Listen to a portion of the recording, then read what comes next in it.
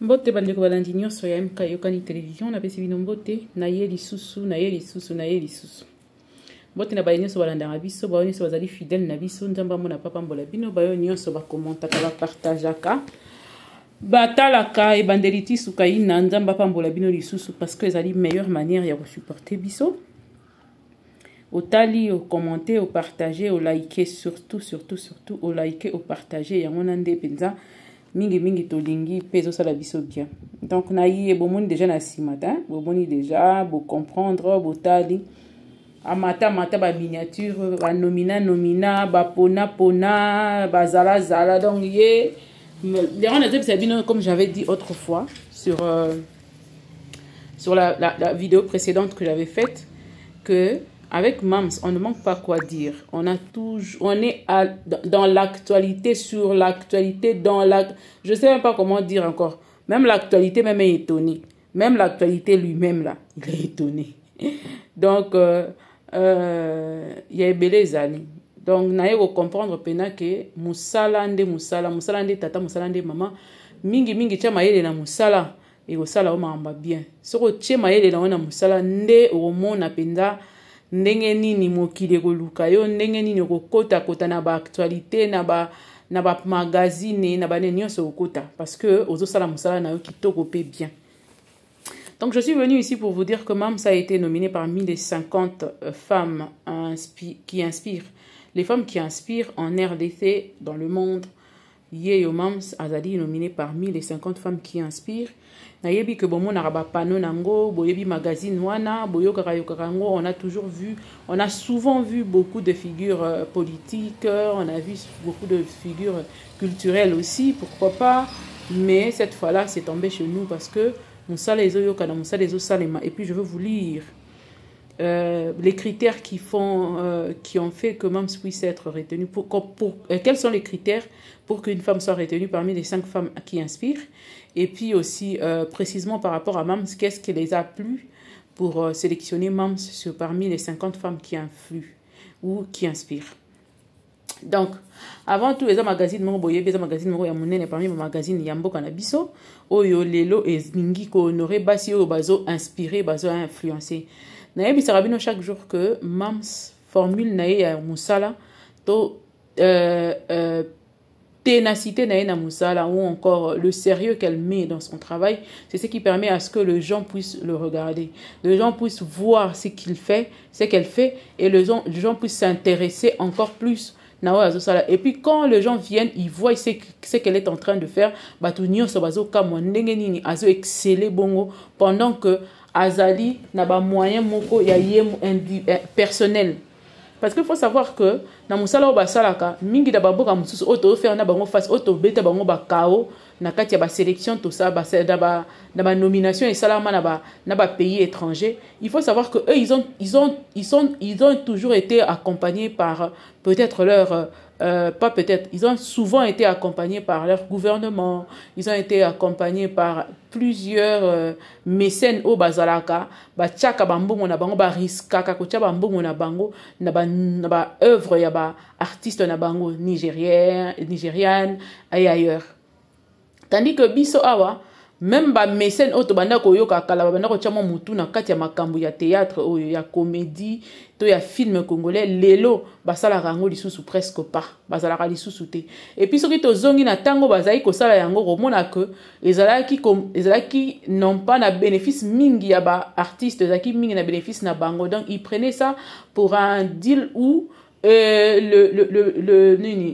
ceux qui étaient rémunérés c'était plus eux-mêmes.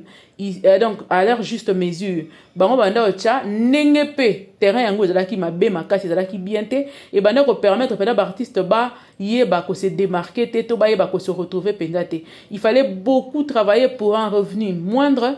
Mingi babanda ko vivre na matolo botala bien boko yeba que batebele babanda ko vivre ndé na matolo, mais lelo yo basi oyo baye ko se démarquer lokola basi la bisalo ba memi pena musala na méritocratie sala musala na ko lia na musala na au salité au liate Bible pe elobi yango celui qui ne travaille pas ne mange pas non plus. C'est la Bible qui le dit, c'est pas moi. Pardon, excusez. Donc bolimbi sangai ezali kaka maloba makomami ya Biblia. et lelo oyo lokola mwasi oyo azali ko inspirer pe ko se démarquer na kati ya basi ebele. Maison de production SB oyo eboti lisusu mwana na kati ya les Abakouk de SB oyo yango oyo ezali ko sala ba exploit chaque jour ezo komalisa théâtre na esika oyo théâtre ezali ko komate azali lelo ko lakisa na mokili mobimba que musala na yo il faut obtenir na musala na yo po koma résilience faut ezala na kati ya eloko ezali ko sala et crois en toi lobi okokoma. Nous aussi nous croyons en nous. Maman ozo inspirer biso que na musala na biso sala yango malamu bien to résister to fanda to umela na musala na biso lobi to ko témoigner grandeur ya Nzambe lobi to ko mona ndenge ni Nzambe ko sala parce que résilience ezali parce que constance ezali tozo continuer na yango bongo et puis tozo tia mayele ata ba faible moyen na biso malembe ti to ko koma na faible moyen na biso wana nde to ko koma na esika oyo lobi mokile ko kamwa e ko ndima te mingi résilience constance tikala na musala na yo Nzambe akosala. Mam sasali plus de 2 décennies na kati ya domaine oyo lelo oyo vraiment elle n'est pas tombée de nulle part, elle n'est pas sortie de nulle part, elle est sortie de quelque part, elle a fait son parcours, elle a convaincu le cœur, les âmes lelo yo fruit nango ezomonana.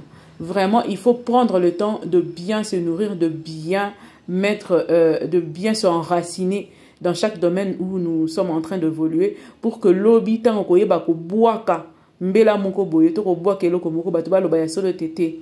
Ça c'est le travail d'un dur labeur, ça c'est le résultat d'un dur labeur, ça c'est vraiment le résultat d'une personne qui a eu à travailler sérieusement et comme ça que tu vas inspirer plusieurs. C'est comme ça que ton succès sera assis sur quelque chose de sérieux, à vaincre sans péril, en triomphe sans gloire. Ce que aux yeux loko nalisano, oye ba kokumisango mingite po bat bandozon di sakayo yo pe oya loba.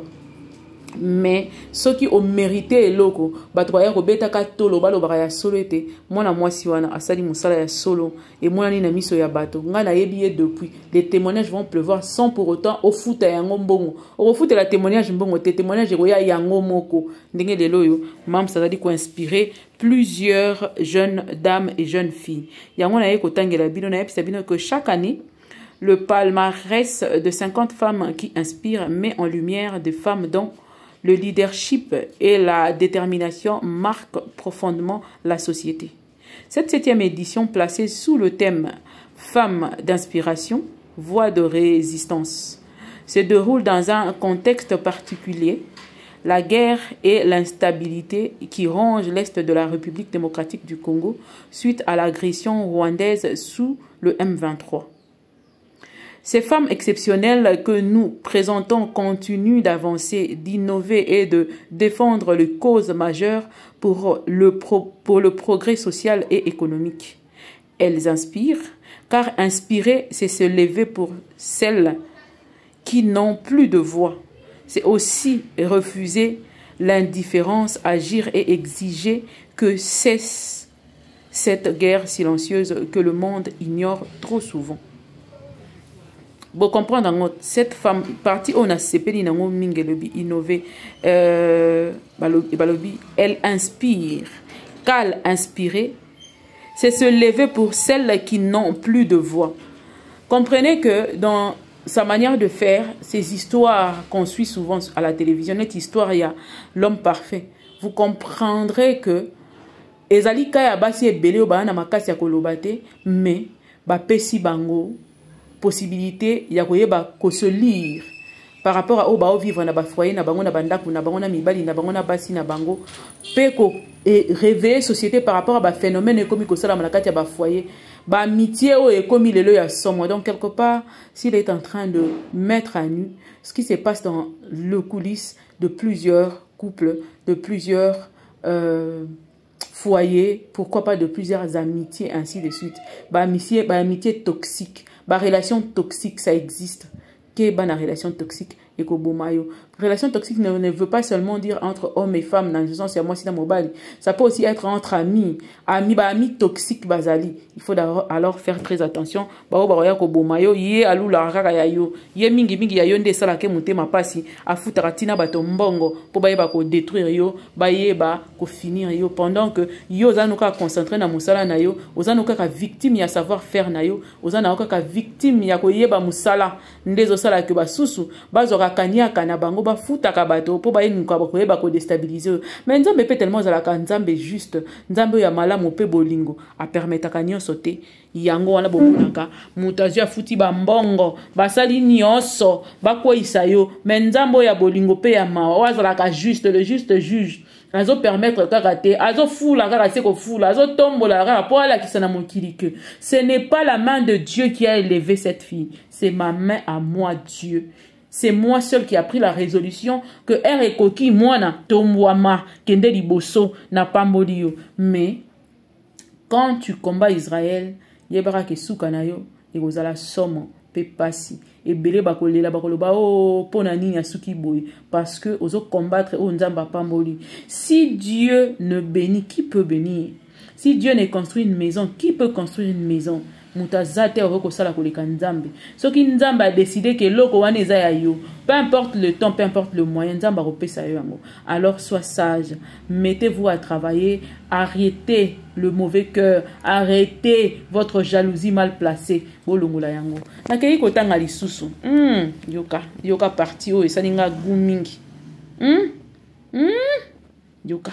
Voilà autant que les critères pour voter moto. Yoka siko on va présenter Sila Bissalo, artiste, comédienne et productrice qui a conquis le Congolais par son talent.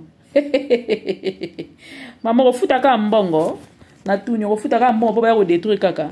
Bisoté, wana eza équipe ya 50 femmes qui inspirent. Babi Sila Bissalo, virgule, artiste, comédienne et productrice qui a conquis le Congolais par son talent, son savoir-faire. Donc, Mams a convaincre Batuna savoir-faire, a foutela yango mbongo te, kanyaka ve. Ya osala ka musala nezo démarquer na kati ya batu. Bomoni, Mams osala ka musala nezo démarquer na kati ya batu. Musala nezo démarquer na kati ya batu. Siko yo, ata yo moko penza. Kopa boyo kokote, est-ce que kobika? Kopa boya to futi mbongo mama, est-ce que kolonga?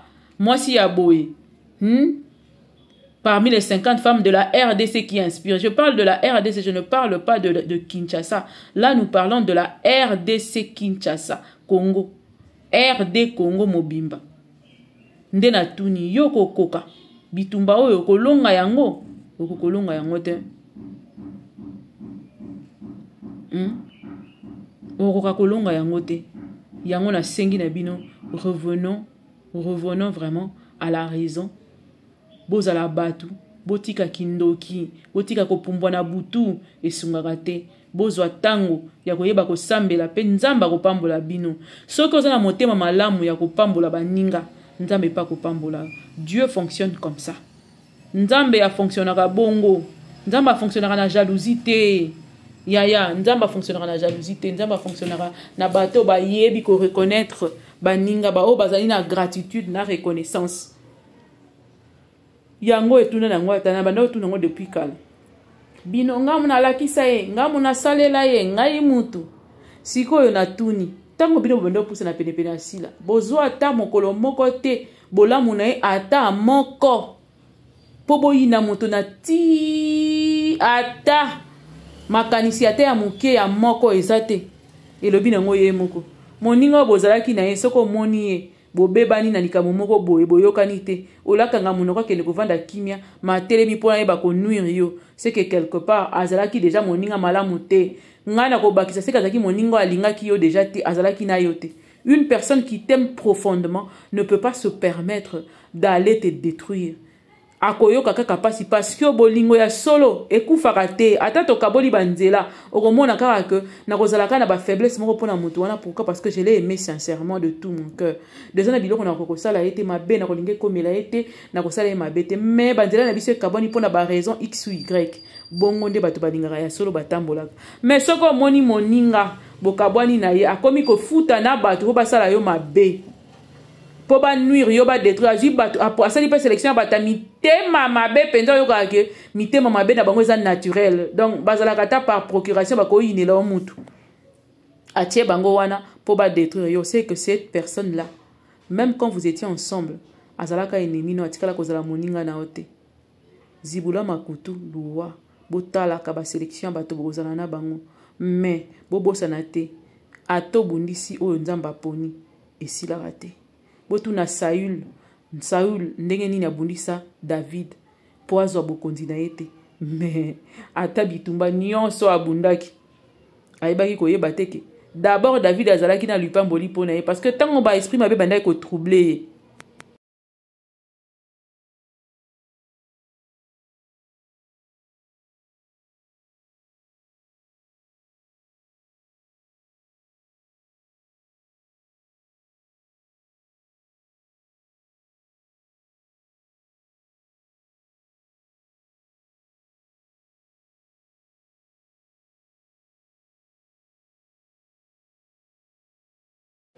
po déjà tango ba esprit mabe ezalaki kotungisa ye David nde azalaki koya kobeta lindanda po ese calme ayebaka te ke akoya kozala mpe lipamboli na ye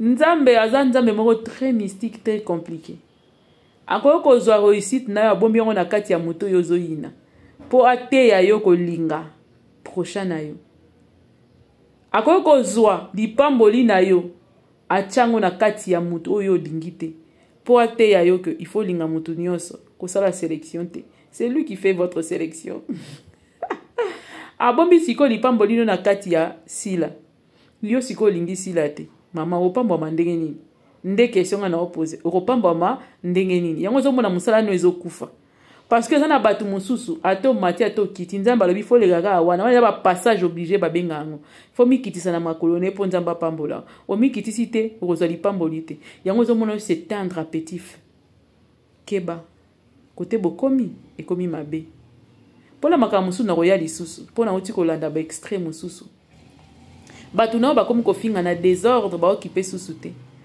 nde eza basini ya suka omoni bato soki bazali omoni ata oza na kati ya guerre ndenge tozana ba FARDC na biso na muta bandi obeta masasi dans les vides ba munition ekosila ye binemi baokufa te oyo osupposé ke ba binemi baokufa te il faut yeba ko cibler ennemi na yo obundisa ye mais soko omoni muta komi éparpillé asimba pati melanga mabe asimba mimika bongo mabe asimba sila bisalu mabe kutu sila da azalaka da wana donc bouger te totikeli bidonka ye wana ka bobundaka na ye ka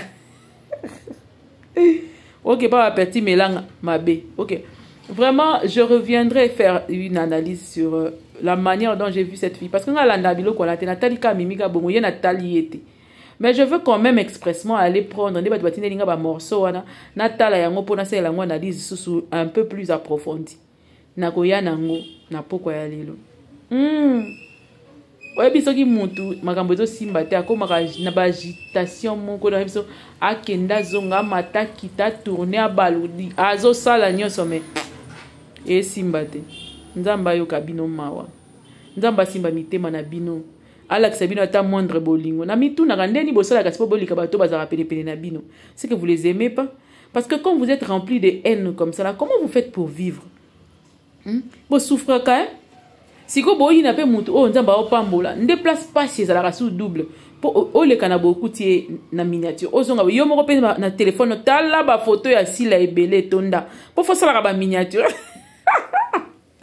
Et là, on a des motés, mais des Streamex. Streamex, même à la longue, il faut que vous Streamex. Na be mission photo ko tesa on Streamex. Pour na moni pendant Streamex, c'est si ba mayele ba ko kana ko lobela ngote. Pour ba ko tala te ba ko futa mbongo te. Avant tonga il faut futa mbongo likolo nango na téléphone no tala ba capture d'écran ya sila bisalo na ba miniature no ye na ye ndenge ni okoyi na mutu bongo me proximité ozala ngo na mutu oyina ndelo ko yelekelanga kindokeza volonté je vous jure kindokeza loko mususu siko mutango yozo yina oza obligé au mona pour toi na onyoso ka ye na ye OK na TikTok ye oye na Facebook ye tala mama bo souffrir sans blague yina na ata mutu ana coulisse amona na kamo apasi na ba miniature mais ce ko yina mutu oyo ye na ba panneau na ba nini kaka ye na ye siko yo ça net ndengeni comment tu vas dormir comment tu vas trouver sommeil moi trouver sommeil ezate yango ba sommeil na bino za troublé siko mutu faut peser sommeil na bino za troublé wana lokwa David ne andosa na Saül ezaka si la bisale donc faut lobele kaka chose ezate donc na yo comprendre finalement à la fin je vous dis bonne chance à vous continuez Force à vous, hein. C'est pas facile, je vous comprends. Et la facilité, on va délirer. À combien tout à ma tout à kuna ma baluka kuna ma baluka na se là et simbate. Je comprends votre trouble. Mais que votre cœur ne se trouble point. Croyez en Dieu, croyez en moi et le binango Yesu. Bon, nzambe arosunga mitema mwabino nzamba sunga bina pesa bino kimia posila ozang sabino pongi. 50e parmi les 50 femmes qui inspirent de la RDC Sila Bissalo. Abonnez-vous, partagez, likez, commentez.